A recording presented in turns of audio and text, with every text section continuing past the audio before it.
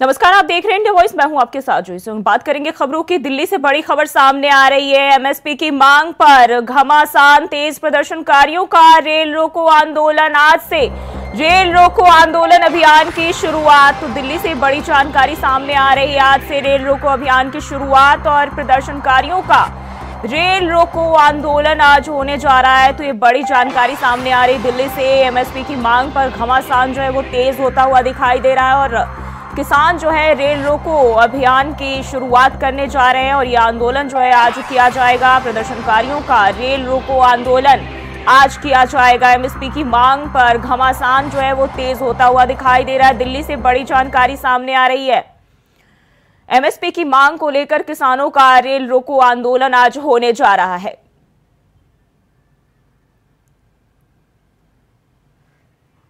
तो दिल्ली से बड़ी जानकारी सामने आ रही है। एमएसपी की मांग पर घमासान तेज प्रदर्शनकारियों का रेल रोको आंदोलन आज से शुरू होने जा रहा है। रेल रोको आंदोलन अभियान की शुरुआत आज से किसान करने जा रहे हैं। प्रदर्शनकारी किसान आज से रेल रोको अभियान की शुरुआत करने जा रहे हैं। तो दिल्ली से ये बड़ी जानकारी सामने आ रही है। एमएसपी की मांग पर घमासान तेज हो गया है। किसान एमएसपी की मांग को लेकर लगातार प्रदर्शन करते आ रहे हैं और एक बार फिर से आज से रेल रोको आंदोलन की शुरुआत करने जा रहे हैं। तो दिल्ली से बड़ी जानकारी सामने आ रही है और इसी खबर पर ज्यादा जानकारी के साथ दिल्ली से अजित लाइव हमारे साथ जुड़ गया। अजित, क्या हालात बताए जा रहे हैं? आज से जो है प्रदर्शनकारियों का रेल रोको आंदोलन शुरू होने जा रहा है। जो लगातार अपने प्रदर्शन पर डटे हुए हैं सरकार के खिलाफ, लगातार विभिन्न मांगों को लेकर, चाहे वो एमएसपी की मांग हो या फिर अन्य कई ऐसी मांगों को लेकर के लगातार प्रदर्शन कर रहे हैं।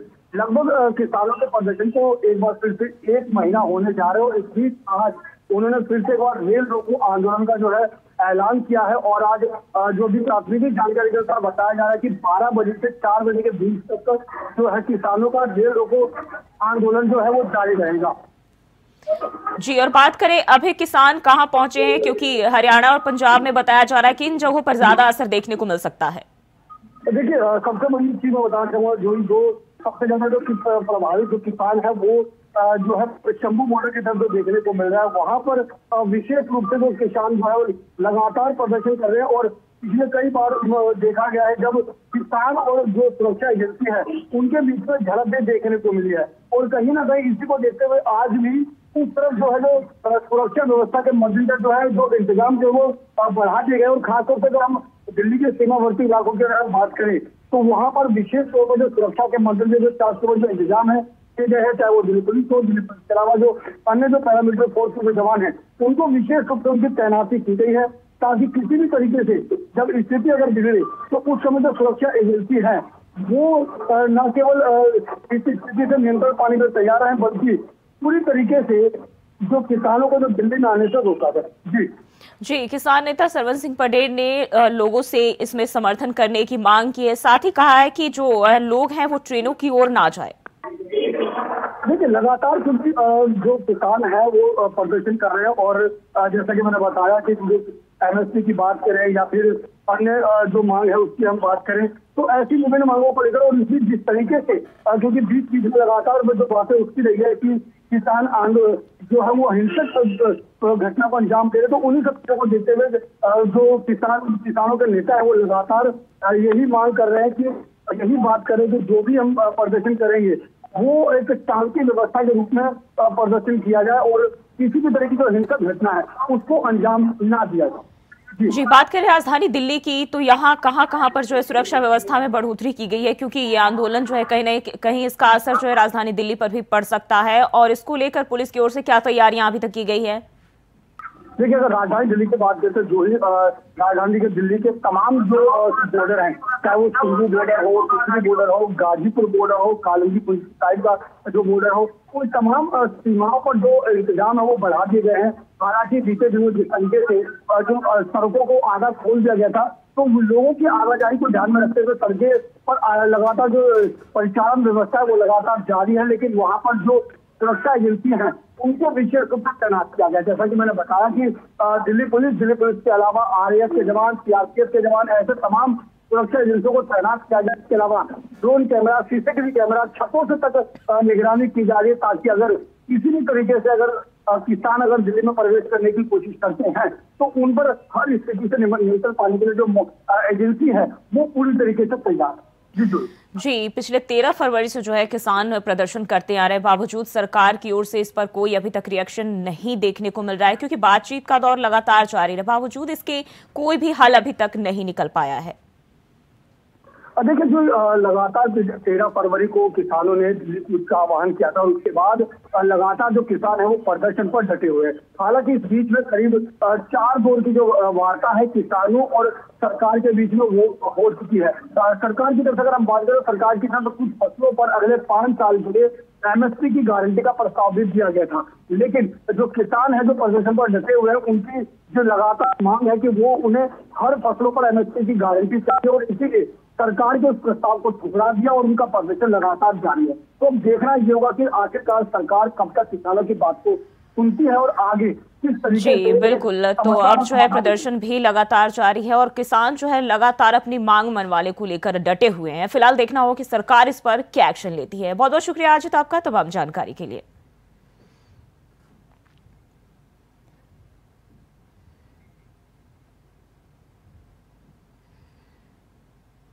और लखनऊ से खबर सामने आ रही है, मुख्यमंत्री योगी आज कई जिलों के दौरे पर रहेंगे। देवरिया में नारी शक्ति वंदन समारोह में शामिल होंगे। कई विकास परियोजनाओं का लोकार्पण और शिलान्यास भी किया जाएगा। करीब 673 परियोजनाओं का शिलान्यास और लोकार्पण करेंगे मुख्यमंत्री योगी आदित्यनाथ। 679 करोड़ की परियोजनाओं का लोकार्पण और शिलान्यास किया जाएगा। चीनी मिल ग्राउंड देवरिया में कार्यक्रम का आयोजन किया जा रहा है। दोपहर 3 बजे कुशीनगर पहुंचेंगे मुख्यमंत्री योगी आदित्यनाथ। महात्मा बुद्ध कृषि एवं प्रौद्योगिकी विश्वविद्यालय का शिलान्यास करेंगे। वहीं 2134 करोड़ की परियोजनाओं का लोकार्पण और शिलान्यास किया जाएगा। 483 विकास परियोजनाओं का भी लोकार्पण और शिलान्यास करेंगे मुख्यमंत्री। गोरखपुर में कई परियोजनाओं का लोकार्पण और शिलान्यास करेंगे, जहां 482 करोड़ की 253 परियोजनाओं का लोकार्पण और शिलान्यास करेंगे। तो आज कई जिलों के दौरे पर मुख्यमंत्री योगी आदित्यनाथ रहने वाले हैं, जहां कई सारे विकास परियोजनाओं की जो है आधारशिला और लोकार्पण करने वाले। तो अहम जानकारी लखनऊ से सामने आ रही है।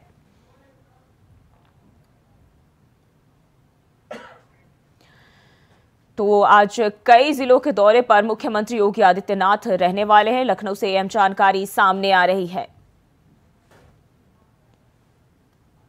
देवरिया में नारी शक्ति वंदन समारोह में शामिल होंगे। इसके अलावा गोरखपुर में भी कई सारे परियोजनाओं का शिलान्यास और लोकार्पण करेंगे मुख्यमंत्री योगी आदित्यनाथ का। कई जिलों का दौरा है आज और अलग अलग जगहों पर कई सारे विकास परियोजनाओं का लोकार्पण और शिलान्यास मुख्यमंत्री योगी आदित्यनाथ करने वाले हैं। तो लखनऊ से ये जानकारी सामने आ रही है। सीएम योगी आज कई जिलों के दौरे पर रहेंगे और कई सारे विकास परियोजनाओं का लोकार्पण और शिलान्यास भी करने वाले हैं। और इसी खबर पर ज्यादा जानकारी के साथ लखनऊ से रमन मिश्रा हमारे साथ जुड़ गए हैं। रमन, आज किन किन जिलों के दौरे पर सीएम योगी रहने वाले हैं?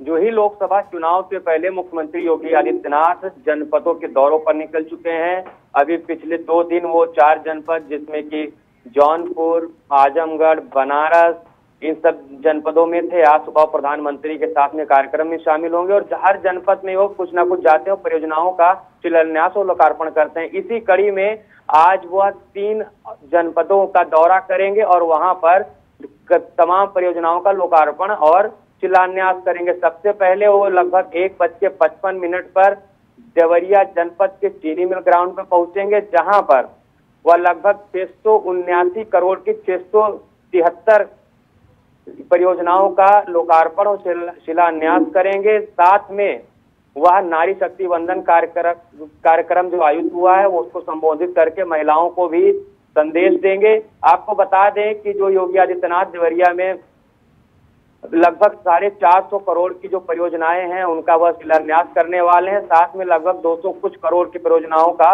लोकार्पण करेंगे। वहीं देवरिया से निकलने के बाद मुख्यमंत्री योगी आदित्यनाथ लगभग 3 बजे कुशीनगर जनपद पहुंचेंगे, जहां पर वह महात्मा बुद्ध कृषि विश्वविद्यालय का शिलान्यास करेंगे। आपको बता दें कृषि विश्वविद्यालय 435 करोड़ की लागत से बनने के लिए पास हुआ है।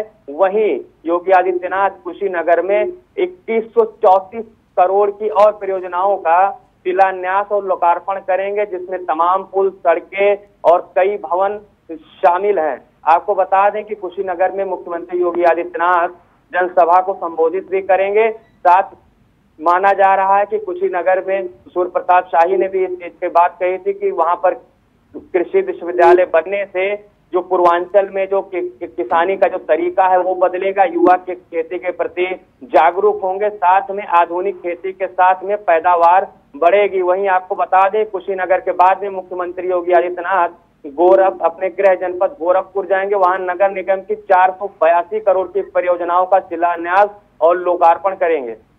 जी, बात करें तो चुनावी दौर नजदीक है, क्या कहीं जनसभा भी करने वाले हैं इस दौरान?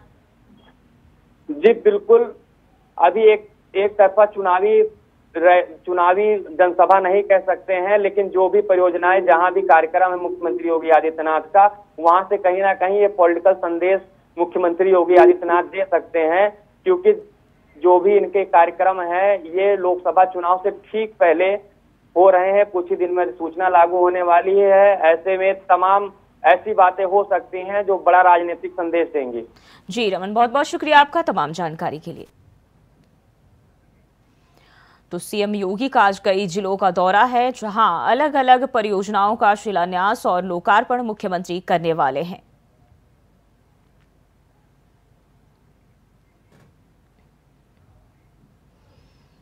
और वहीं जौनपुर से एक बड़ी खबर सामने आ रही, सड़क हादसे का कहर, कार और ट्रक की जोरदार टक्कर, 6 लोगों की मौके पर ही दर्दनाक मौत। वहीं हादसे में 3 लोग हुए घायल। तो जौनपुर से बड़ी खबर सामने आ रही है, जहां कार और ट्रक की जोरदार टक्कर हुई और सड़क हादसे में 6 लोगों की मौके पर ही दर्दनाक मौत हो गई। वहीं 3 लोग जो है हादसे में घायल भी हुए हैं। तो जौनपुर से जानकारी सामने आ रही, सड़क हादसे का कहर एक बार फिर से देखने को मिला है, जहां कार और ट्रक की जोरदार टक्कर हो गई है और 6 लोगों की मौके पर ही मौत हो गई है।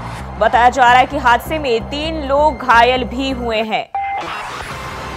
तो कार और ट्रक की जोरदार टक्कर हुई है, जहां इस हादसे में 6 लोगों की मौत हो गई है, 3 लोग फिलहाल घायल बताए जा रहे हैं। जौनपुर से जानकारी सामने आ रही, सड़क हादसे का कहर देखने को मिल रहा है, जहां तेज रफ्तार सड़क हादसे के कहर में कार और ट्रक की जोरदार टक्कर हो गई है। बताया जा रहा है इस हादसे में 6 लोगों की मौके पर ही मौत हो गई है, जबकि 3 लोग हादसे में घायल बताए जा रहे हैं। तो सड़क हादसे का जो है एक बार फिर से कहर देखने को मिल रहा है, जहां कार और ट्रक की जोरदार टक्कर हुई और इस हादसे में 6 लोगों की मौत हो गई है। वहीं 3 लोग घायल भी बताए जा रहे हैं। तो जौनपुर से जानकारी सामने आ रही है, जहां हादसे में 6 लोगों की मौत हुई है। और इसी खबर पर ज्यादा जानकारी के साथ विवेक कुमार हमारे संवाददाता जौनपुर से हमारे साथ जुड़ गए हैं। विवेक, क्या है पूरा मामला? जी बिल्कुल, आपको बता दो जौनपुर में देर रात जो है और रफ्तार की कहर देखने को मिला है, जहां पर ट्रक और जो है और कार में जो है भीषण टक्कर हो गई। टक्कर में जो है कार सवार 6 लोगों की मौत हो गई, जबकि 3 लोग घायल हो गए। सभी घायलों को इलाज के लिए अस्पताल में भर्ती कराई गई। घटना की जानकारी मिलते ही पुलिस मौके पर पहुंची और मामले की जांच पड़ताल में जुट गई। बताया जाता है कि कार सवार जो है और बिहार के रहने वाले हैं और प्रयागराज से जो है शीतला मां चौक के दर्शन करने जौनपुर आ रहे थे। गौरा बासापुर थाना क्षेत्र के पास ये हादसा बताई जा रही जी, अभी तक जो है पुलिस प्रशासन की ओर से क्या कोई कार्रवाई की गई है? और बिल्कुल जो है पुलिस मौके पहुंची, घायलों को अस्पताल में पहुंचे, जहां 2 की हालत गंभीर है और जिन्हें बेहतर इलाज के लिए वाराणसी के अस्पताल रेफर कर दिया गया है। और 6 लोगों की मौत की खबर मिलते ही और मृतक के परिवार में कोहराम मच गया है। पुलिस जो है मृतक के परिजनों को जो है सूचना दे दी है। वही पुलिस जो है 6 पोस्ट को कब्जे में लेकर पोस्टमार्टम भेज मामले की कार्रवाई में आगे जुट गई थी। जी, बहुत बहुत शुक्रिया आपका तमाम जानकारी के लिए। तो जौनपुर से ये खबर सामने आ रही, जहां सड़क हादसे का कहर देखने को मिला है और बताया जा रहा है कि इस हादसे में 6 लोगों की मौत हो गई, जबकि 3 लोग जो है गंभीर रूप से घायल हुए, जिनका इलाज जो है किया जा रहा है।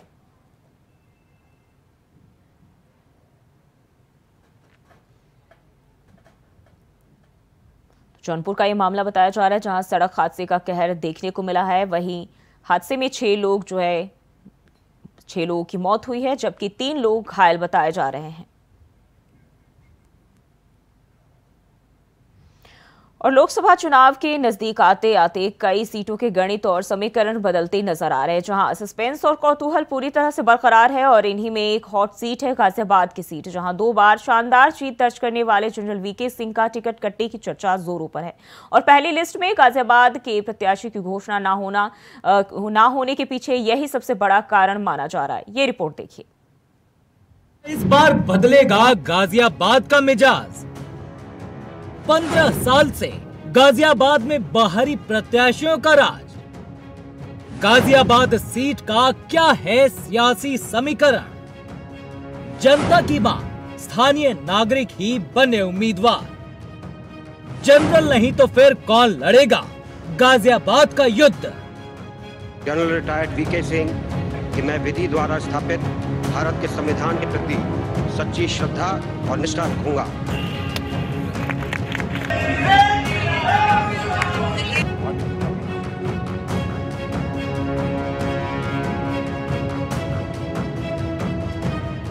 तो लोकसभा चुनाव 2024 का आगाज हो चुका है। बीजेपी ने भी अपने उम्मीदवार मैदान में उतार दिए हैं, मगर कुछ सीटें ऐसी हैं जिस पर सस्पेंस बना हुआ है। उनमें से एक सीट पश्चिमी यूपी की सबसे हॉट सीट माने जाने वाली गाजियाबाद की है, जहां बीजेपी ने अपनी पहली सूची में मौजूदा सांसद जनरल वीके सिंह का नाम नहीं दिया है। ऐसे में कयास लगाए जा रहे हैं कि इस बार गाजियाबाद में बीजेपी उम्मीदवार बदल सकती है। लोकसभा चुनाव 2024 का आगाज हो चुका है। अगर बात की जाए, भाजपा ने अपनी पहली सूची जारी कर दी है, जिसमें प्रमुख जो शहर हैं जैसे गाजियाबाद, मेरठ, सहारनपुर जैसी सीटों को भारतीय जनता पार्टी ने होल्ड किया है। अगर बात की जाए गाजियाबाद जो सबसे हॉट सीट मानी जाती है, वहां से जनरल वीके सिंह मौजूदा सांसद है, जिनका पहली सूची में नाम नहीं है। उसके बाद कयास लगाए जा रहे हैं कि भारतीय जनता पार्टी गाजियाबाद में किसी बाहरी प्रत्याशी को उतार सकती है। वहीं जनता की बात करें तो गाजियाबाद की जनता का साफ तौर पर कहना है कि गाजियाबाद की जनता इस बार स्थानीय प्रत्याशी चाहती है। तो वहीं दूसरी ओर स्थानीय जनता का भी अब यही कहना है कि गाजियाबाद में घर का ही उम्मीदवार हो तो ज्यादा बेहतर है। इंडिया वॉइस की टीम ने जब गाजियाबाद की स्थानीय जनता से बात की तो जनता का साफ तौर पर यही कहना है कि इस बार गाजियाबाद के ही रहने वालों को बीजेपी अपना चेहरा बनाए तो बेहतर होगा, क्योंकि जनता अपनी समस्या के लिए गाजियाबाद के रहने वाले उम्मीदवार के पास आसानी से जा सकती है।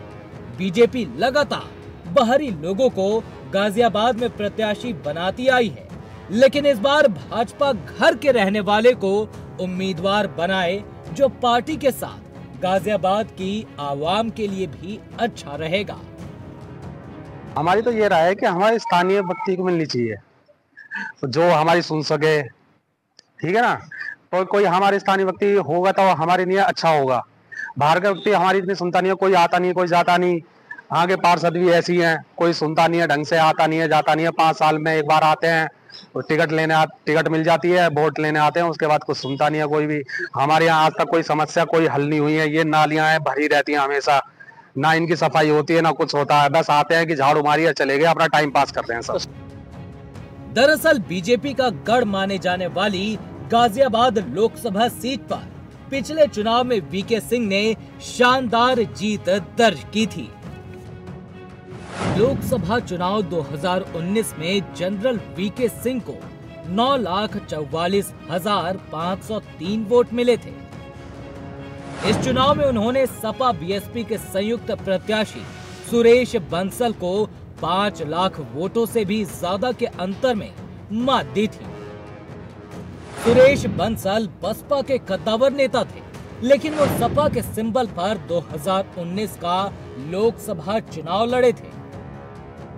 सुरेश बंसल को 4,43,003 वोट मिले थे, जबकि तीसरे नंबर पर रही कांग्रेस पार्टी की डॉली शर्मा 1,11,944 वोटों से उन्हें संतोष करना पड़ा।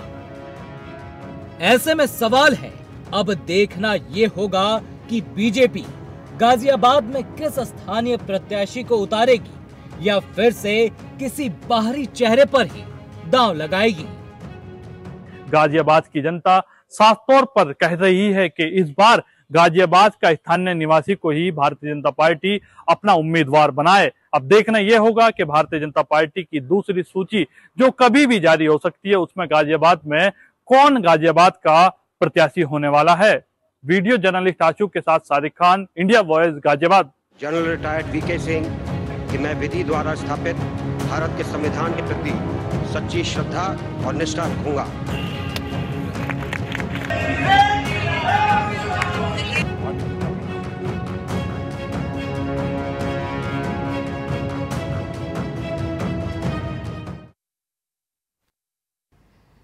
तो गाजियाबाद की सीट को लेकर जो है एक बार फिर से सस्पेंस बरकरार है, जहां जनरल वीके सिंह नहीं तो आखिरकार इस सीट से बीजेपी किसे मौका देगी। और बुलेटिन में फिलहाल के लिए बस इतना ही। खबरों के लिए बने रहे इंडिया वॉइस के साथ।